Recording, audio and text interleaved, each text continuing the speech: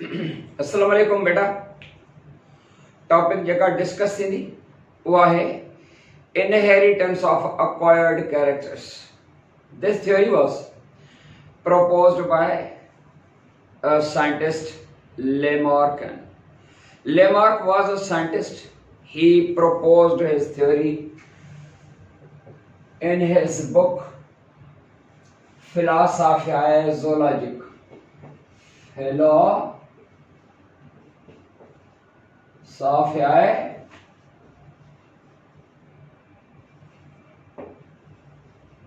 Zoologique.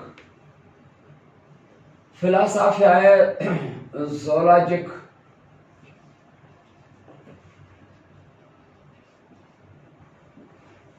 theory that was written by Lamarck. Lamarck was a scientist. He wrote a book, Philosophiae Zoologique, and in his book, a theory called Inheritance of Acquired Characters.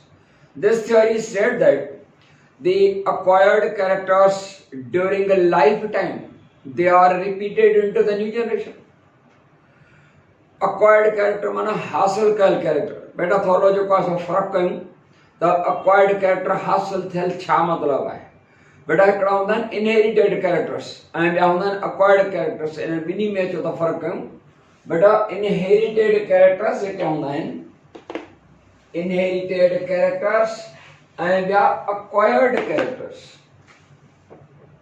Inherited characters and the acquired characters. ओही acquired माना हासिल थियल या हासिल कयल कंहिंखां कीअं हासिल कयल। बेटा inherited characters उहे बि हासिल था कजनि पर पेरेंट्स खां ही environment का हासिल cousin. Inherited characters, that meaning those characters which are received from the parents through their genes, and genes वरी कथा gametes का sperm and the ovum. Sperm माना father का जेके जीन मिलियो उन जा characters हैं, ovum माना mother. The characters received from parents through their genes are called inherited characters. Inherited characters, suppose example you the कड़ा inherited characters है। बेटा हिकिड़ो inherited character suppose कद जो को inherited character है वो tall है या short है पर inherited है। Skin color inherited character है। वो स्किन कलर जो पासो व्हाइट ब्यूटी है या ब्लैक ब्यूटी है या इंटरमीडिएट विचतर हुआ। Hair colour, hair style, eye colour माना जितना भी टोटल बॉडी या कैरेक्टर्स आहिनि ये सभई इनहेरिटेड कैरेक्टर्स आहिनि। पेरेंट्स खां गैमेट जे ज़रिए जीन्स जे ज़रिए मिलिया वो इनहेरिटेड कैरेक्टर्स आहिनि एंड ये इनहेरिटेड कैरेक्टर रिपीट थींदा आहिनि इनटू द न्यू जनरेशन। यकीनन जड़ा काम तड़ा बचा पर लेमार्कन साइंटिस्ट चवे त अक्वायर्ड कैरेक्टर्स रिपीट थींदा आहिनि न्यू जनरेशन में। Acquired characters that meaning the characters which are not received from the parents through their genes but the acquired characters are those which are received from the environment during life time. Example वठो, suppose हिकिड़ो ॿार normal थो पैदा थिए पर उनके viral infection तो थे, सपोज पोलियो जो तो थे ऐं अहिड़ा तरीक़े सां उनमें क्रिपलिंग जो तो पोलियो सां ख़बर आहे क्रिपलिंग डिजीज़ आहे माना माज़ूर बणाए छॾींदी आहे। उनजी टंग या बांह या ॿई टंगूं उनजी ग्रोथ बीह वई सुकड़जी वई त इहो इनहेरिटेड कैरेक्टर नाहे, इहो अक्वायर्ड कैरेक्टर। ॿार हिकिड़ो थो पैदा थिए कंहिं बि एक्सीडेंट जी सूरत में उनजो आइज़ हूअं नॉर्मल पैदा थियो पर आइज़ हली वई, नूर अखियुनि जो हलियो या ॿार जेको आहे सो नॉर्मल पैदा थियो मदर वटि जेको आहे सो गोनेरिया जी डिज़ीज़ हुई, वेजिनल केनाल में इन्फेक्शन आहे, नासेरिया गोनेरिया जेके से बैक्टीरिया हूंदा आहिनि जंहिंजे करे ॿार जो पैदा थियो बर्थ कैनाल जे ज़रिए तो तव्हांजे आइज़ में इहे जेके से बैक्टीरिया अची विया ऐं जेकर उनखे ट्रीटमेंट जल्दी न मिलंदी आहे त ॿार जी परमानेंट ब्लाइंडनेस थी वेंदी। हाणे इहो बि जेको आहे सो इनहेरिटेड कैरेक्टर ना है, इहो अक्वायर्ड कैरेक्टर आहे। एक्सीडेंट जेको आहे सो थियो आहे, को हथ या आंगुर या बांह या का टंग कटिजी वई, इहो अक्वायर्ड कैरेक्टर आहे। का एक्सीडेंट जे करे ते धक लॻो आहे, टाका लॻा, हिकिड़ो निशान मार्क ऑफ आइडेंटिफिकेशन वांगुरु ठही वेली, इहो अक्वायर्ड कैरेक्टर आहे। को माण्हू वाइट ब्यूटी पैदा थियो आहे ऐं ट्रैफिक पुलिस में जेको आहे सो अथसि नौकिरी, ऐं सुबुह खां शाम ताईं उस ते जेको आहे सो थो बीहे, या को मज़दूर आहे ऐं ईअं हुनजो कलर जेको आहे उहो चेंज थी थो वञे, ब्लैक ब्यूटी थी थो पियो वञे, त इहो अक्वायर्ड कैरेक्टर आहे। त अक्वायर्ड कैरेक्टर माना characters received from environment during lifetime, बाद में, इहो acquired character। And according to this theory, the acquired characters, they are inherited, repeated into the new generation. This theory is based on 3 laws. In theories, you can say 3 laws. 3 laws they based on. हिकिड़ो law है effects of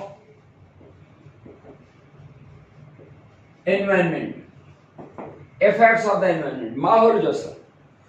Lamarck believed that due to the environmental effects, some changes, some body modifications occur, तब्दीली ईंदियूं आहिनि। Suppose जीअं हिकिड़ी चिंस वारा जानदार जेके आहिनि उहे आइसोलेट कयूं, अलॻि कयूं।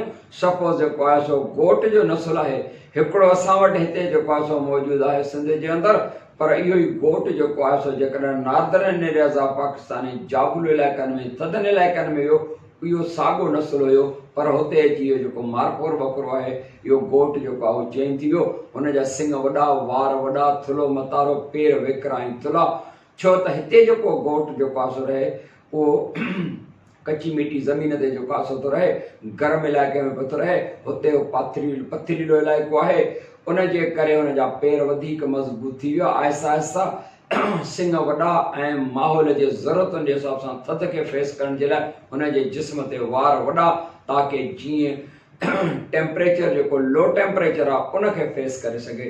त इन्वायरमेंटल कंडीशन जे हिसाब सां बॉडी मॉडिफिकेशन जेके ईंदियूं आहिनि, इन्वायरमेंटल इफेक्ट्स जेके हूंदा आहिनि, माहौलियाती असर जेका हूंदा आहिनि, उहा का सोमेटिक बॉडी पार्ट्स में मॉडिफिकेशन माना चेंज आणनि था। उहा चेंज जेका आहे नए नस्ल में रिपीट थी थिए। केरु थो चवे? लेमार्क थो चए, मां नथो चवां। नंबर 2 ॿियो जेको आहे सो आहे use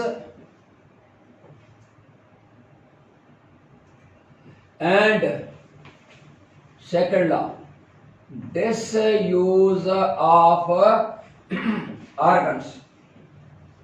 Use and disuse of organs. Lamarck believed that the organs which are in use, meaning in greater use, they become more efficient and enlarged, and the organs disused, mana not used, they become less efficient and reduced. Mana उहे organs जेके greater use में आहिनि, उहे greater use वारा enlarge वॾा थींदा size में, and more efficient माना उनजी इफिशिएंसी वधंदी। And the organs which are not used, disused, they become less efficient and reduced.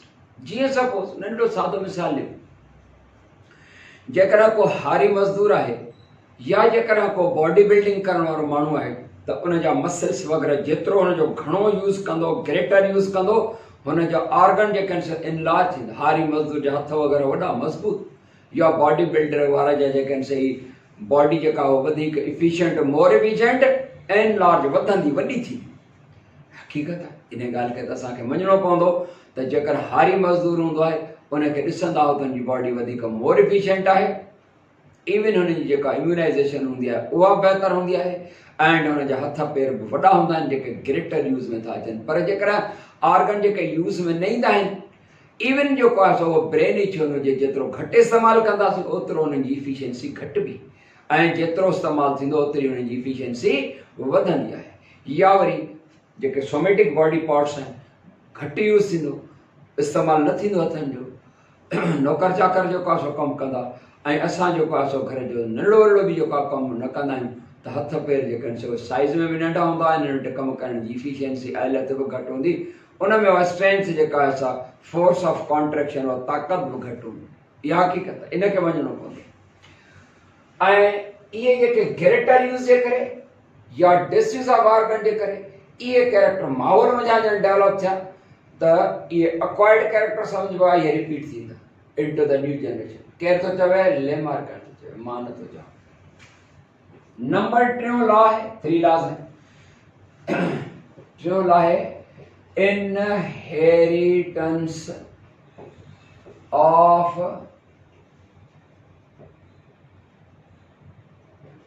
acquired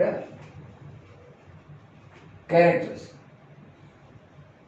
inheritance of acquired character। जो थर्ड लॉ जो है न जो है वो थ्योरी जो नालो बणजी वियो। inheritance माना transmission of acquired characters। Lamarck believed that the body modifications occur due to the effects of the environment। ये हकीकत है। and body modification occurs due to the greater use of organs, and body modification they also occur due to the disuse of organs। all these are called acquired characters and they are repeated into the new generation। यो लेमार्कन तो चवे, मां नथो चवां। लेमार्कन जी जेका ये theory जा ये 3 लॉज आहिनि उन में एग्जांपल थो ॾे। ही वारा एग्जांपल उन्हनि जो जवाब अॼु ताईं कोई साइंटिस्ट न ॾेई चुको आहे, पर ही पंहिंजे इन्हनि 3 लॉज जे नज़र में ॾिसंदे चयो थो त हिन सबब जे करे थियो आहे, हिन सबब जे करे थियो आहे। उहे जेके एग्जांपल थो ॾे उहे 3 एग्जांपल्स आहिनि। हिकिड़ो एग्जांपल जेको आहे सो आहे स्नेक्स जो। स्नेक्स नांगनि जो एग्जांपल आहे। Snakes, we know these are the reptiles, but they are apoda. Mana not without poda legs, tangun ka sivai. But the ancestors of the snakes, they were have forelimbs and the hind limbs, just like the lizard, crocodile, and other reptiles. Ancestors जेको है यह किथां खबर पई है? Fossil record में खबर पई है त जेके आबादाद हुआ माना हज़ारे साल पहिरीं जा जेके स्नेक्स जा नस्ल हुया उन्हनि खे टंगूं बांगूं हुयूं, माना फोरलिम्स एंड हाइंड लिम्स होया। Due to the environmental effects के माहौलियाती एडी के तब्दीलियां हैं कि snakes they were forced to live in narrow holes, सोडन बिरने चुरन में रहणो पइजी वियो। मजबूरन के एडी एनवायरमेंटल इफेक्ट्स के तब्दीलियां आयूं ऐं उन नैरो होल्स में रहण जे करे वो जो नओ बच्चो जो पैदा थियो है उनके भी four and limbs and hind limbs आहिनि, पर नैरो होल्स में रहण जे करे हुनखे ग्रोथ जी स्पेस जेका असां न मिली सघी। सपोज को नंढो ॿार पैदा थिए असां हुनखे काठ जो बूट पाराए छॾियूं जेको लायूं ई न, त हिकिड़ो पैर वधंदो रहंदो, बाक़ी ॿियो जंहिं काठ जो बूट जेको पातल हूंदो हुनखे न वधंदो, उहो हुनजी स्पेस न मिलण जे करे, यूज़ बि न थियो, स्पेस न मिलण जे करे। ईअं ई नैरो होल्स में रहण जे करे नांगनि खे जेको आहे सो हुननि जे फोरलिम्स एंड हाइंड लिम्स जे डेवलप थियण जो मौक़ो न मिलियो ऐं यूज़ बि न रहियो उन डिसयूज़ जे करे। स्नेक्स जो एग्जांपल जेको ॾिनो त हुनजे एंसेस्टर्स खे four limbs and hind limbs हुया, उहे छाजे करे हुननि जा ख़तमु थी विया नस्ल दर नस्ल? उहे ख़तमु थी विया डिसयूज़ ऑफ ऑर्गन जे करे। सेकेंड लॉ में यूज़ एंड डिसयूज़, तंहिंजे करे इन लेमार्कन जी हिन थ्योरी खे यूज़ एंड डिसयूज़ वारी थ्योरी जो नालो बि हूंदो आहे। अॼु बि जेकॾहिं नांगनि जो ढांचो ॾिसंदासीं उन में four limbs and hind limbs जा ट्रेसिस आहिनि, माना निशान मौजूदु आहिनि। जीअं माण्हू में टेल त न आहे, पर कॉकेस जी हालत में उहे ट्रेसिस निशान मौजूदु आहिनि। ॿियो एग्जांपल जेको थो ॾे उहो हॉर्स फुट जो थो ॾे। हॉर्स फुट, घोड़े जो पेर। घोड़े जो पेर या गधे जो पेर पाण ॾिसंदा आहियूं त हुन में सिंगल टो आहे। मेंह जो जेको आहे रिढ बकरी जो उन में हीअं हो जेको ॿियो हुनजो हूफ आहे हिकिड़े पेर जो, उहो ही डिवाइडेड आहे, ॿिनि हिसनि में विरहायल आहे, पर घोड़े जो सिंगल टो आहे। पर फॉसिल रिकॉर्ड में खबर पई है the ancestors of the horse they were found two have 3 toes इन अ फुट। पेर में अहिड़ा 3 हुया, जे में के ॿ, पर हिन खे 3 हुया। जेको मिडिल टो हुयो उनजो ग्रेटर यूज़ करणु लॻो ऐं जेके 2 हुया पोयां, हीअ हिकिड़ो वॾो मिडिल टो जेको विच वारो, हीअ जेके 2 हुया ही सपोज 3 toes आहिनि। हे मिडिल टो जो जेको आहे सो घणो इस्तेमालु करणु लॻो एंड हे जेके ॿ उन जे पोयां वारा टो हुया उन्हनि जो यूज़ न थियो। आहिस्ता आहिस्ता उन नंढो थींदो वियो, ग्राउंड खे ई टच न पिया कनि ॿ टोस, सिर्फ़ु मिडिल टो जेको आहे उहो टच करणु लॻो। त उहो जेको मिडिल टो that came into greater use, that become enlarged and more efficient, and those two they were disused and they become reduced। उहे जेके से 3 toes उन जा उन्हनि मां ॿ उहे ख़तम थी विया। इहो छाजे करे थियो आहे? इहो बि disuse and use of organ जे करे। मिडिल टो जो ग्रेटर यूज़ आहे, ॿ जेके बैक वारियूं उन्हनि जो माना साइड वारी लेटरल साइड वारियूं टोज़ हुयूं उन्हनि जो डिसयूज़ थियो। उन यूज़ जे करे मिडिल टो वधी वियो, डिसयूज़ जे करे ॿ लेटरल टोज़ जेके आहिनि सो ख़तम थी विया। टियों एग्जाम्पल जेको लैमार्क एंड साइंटिस्ट थो ॾे उहो वेल जो थो ॾे। वेल जेके असां फिश चवंदा आहियूं असल में मेमल आहे। वेल जानवर जेको हुयो उहो सॉइल ते या धरती ते या लैंड लिविंग एनिमल हो, हाणे एक्वाटिक आहे। अॼु बि हिन जी ब्रीदिंग जेका आहे उहा लंग ब्रीदिंग आहे, माना फिफड़नि जे ज़रिए साह खणंदो आहे इहो जानवर वेल, जंहिंखे ब्लू वेल बि चवंदा आहियूं। 6 स्पीशीज़ आहिनि हिन जूं वेल जूं। उन्हनि में जेको वॾे में वॾी जेका आहे स्पीशी उहा आहे ब्लू वेल, जंहिंजो वेट वज़न 150 टन्स आहे।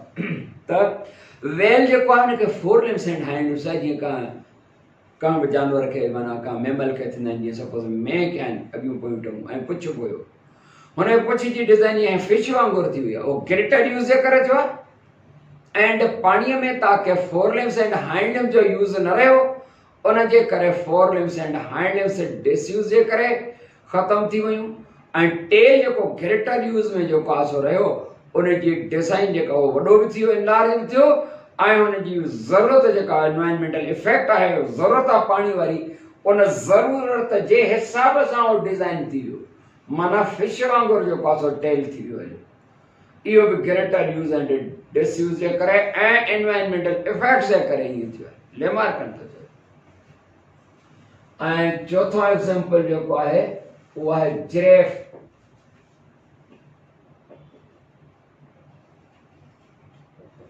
जिरेफ जंहिंखे ज़राफ़ो चवंदा आहिनि, उन जिरेफ जेको long neck and high 4 limbs आहे। जिरेफ ॾिठो अथव न, ज़राफ़ो ड्रिगा मां ड्रिगो जेको आहे सो जानवर धरती जो पुचके जो मेमल्स में, उहो long neck and high 4 limbs, अॻियूं टंगूं वॾियूं ऐं पोयूं टंगूं नंढियूं। पर फॉसिल रिकॉर्ड मां ख़बर पई आहे कि the ancestors of the giraffe they were have a short neck just like the horse or the donkey, and 4 limbs and hind limbs they were same in their length। माना अॻियूं पोयूं टंगूं जेके उन जी length बिल्कुलु बराबरि हुई, अॻियूं वॾियूं टंगूं न हुयूं। त पोइ हुन जी नेक एॾी छो वधी वई? इहो ग्रेटर यूज़ जे करे, due to the environmental changes. Suppose जेको आहे सो को कैद अची वियो, माना को ॾुकार वुकार अची वियो, they were forced to feed on tree leaves because due to environmental conditions the ancestors of the giraffe they couldn't find flora on the ground। ज़मीन ते उनखे फ्लोरा न मिली सघियो। फ्लोरा माना गाह, ज़मीन ते जेके ॿूटा हूंदा आहिनि उहो फ्लोरा न मिलिया, मींहुं बरसातूं न पयूं, के जेके आहिनि से अहिड़ियूं तब्दीलियूं आयूं जो ज़मीन वारो गाह ख़तम थी वियो। हाणे ट्रीज़ छो त उन्हनि जूं जेके रूट्स आहिनि उहे डीपली पेनिट्रेटेड हूंदियूं आहिनि इनटू द सॉइल। उन जे करे छा थियो त ट्रीज़ जेके आहिनि से उहे हुया हिनखे मजबूरी तरह सां ट्री लीव से लटकी करे पहुचणो पियो पंहिंजो गुज़ारो करण जे करे। Due to the stretching of the neck, stretch कई छिकण जे करे उन जो ग्रेटर यूज़ रहियो, उन जे करे हिन जूं 4 लिम्स बि हाई थी वियूं एंड नेक जेका आहे गर्दन ॻिची उहा बि हाई थी वई। छा ईअं जेको आहे सो को सारे नसलनि ताईं कत या ॾुकार रहियो छा? पोइ त वण बि सुकी वञनि हालिया। बेटा कंहिं बि जेको आहे सो जानदार खे हिकिड़ी जेका हैबिट या आदत पइजी वञे न त पोइ उहा न वेंदी आहे। बाद में खणी ग्राउंड फ्लोर आयो हूंदो कुझु सालनि खां बाद, पर हुनखे हिकिड़ी जेका आहे सो आदत पइजी वई। जीअं तव्हां ॾिसंदा आहियो ज़मीन ते गाह बि हूंदो आहे, पर ॿकरी जेका हूंदी आहे कुझु वणनि ते पन लटकी सटकी खाईंदी आहे। पॉसिबल आहे इहो जानवर अॻिते हली करे, पर हज़ारे नसलनि खां पोइ उनजी बि ॻिची गर्दन जेको आहे सो लंबो थी वञे, पर इहा तब्दीली तव्हां असां न ॾिसी सघंदासीं। त 4 एग्ज़ाम्पल जेको आहे सो थो ॾे पंहिंजे जेको आहे जेके लॉस कानून ठहियल अथसि उन्हनि कानून में जेको आहे उन्हनि खे मापे थो ॾिसे, तोरे थो ॾिसे, ऐं जेको आहे चवे थो तीअं छो थियो आहे उनजो जवाबु पंहिंजे हिसाब सां थो ॾिए। पर हक़ीक़त इहा आहे त जेके अक्वायर्ड कैरेक्टर आहिनि ड्यूरिंग लाइफ टाइम, उहे अक्वायर्ड कैरेक्टर्स जेके हूंदा आहिनि उहे रिपीट न थींदा आहिनि। सपोज़ का माण्हू खे पोलियो थी थो वञे, औलाद पैदा कंदो त उहो माज़ूर ॿार पैदा न थींदो। को एक्सीडेंट में टंग या ॿांह या का आङुर कटिजी थी पई पवे त उहो उन हिकिड़ी बिना आङुर वारे ॿार जेको आहे सो पैदा न कंदो। Acquired characters they are not repeated into the new generation, rejected theory. वरी नए टॉपिक में मिलंदासीं। तेसीं ताईं यामीन ख़ान खे इजाज़त। अस्सलाम वालेकुम वरहमतुल्लाह।